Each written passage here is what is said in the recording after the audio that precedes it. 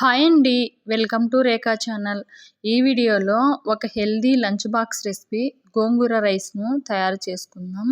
చాలా టేస్టీగా ఉంటుంది. ఈ రైస్ని తక్కువ టైంలోనే తయారు చేసుకోవచ్చు.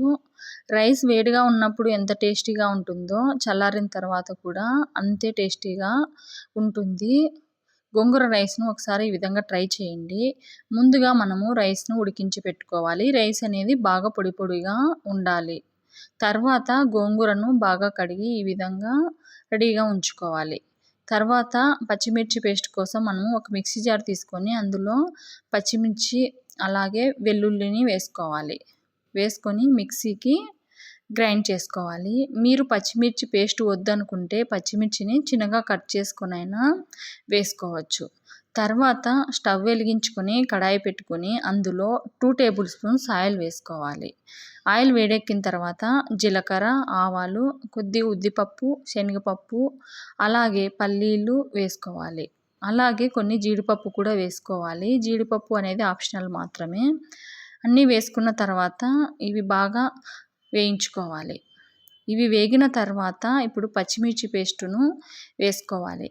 పచ్చిమిర్చి పేస్ట్ కూడా పచ్చివాసన పోయేంత వరకు వేయించుకోవాలి. తర్వాత ఆనియన్ను ఈ విధంగా పొడవుగా కట్ చేసుకొని వేసుకోవాలి. అలాగే కొద్దిగా కరివేపాకు కూడా వేసుకోవాలి. ఆనియన్స్ ఎక్కువసేపు మగ్గించాల్సిన అవసరం లేదు. అలాగే రుచికి సరిపడా ఉప్పు, పసుపు వేసుకోవాలి. ఆనియన్స్ కొద్దిగా క్రంచీగా ఉంటేనే టేస్ట్ అనేది చాలా బాగుంటుంది. తర్వాత గోంగూరను నేను ఈ విధంగా చిన్నగా కట్ చేసుకొని వేసుకుంటున్నాను.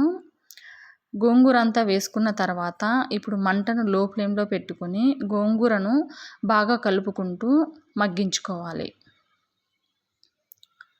గోంగూర పచ్చివాసన పోయేంత వరకు బాగా మగ్గించుకున్న తర్వాత ఇప్పుడు ముందుగానే ఉడికించి పెట్టుకున్న రైస్ను వేసుకోవాలి.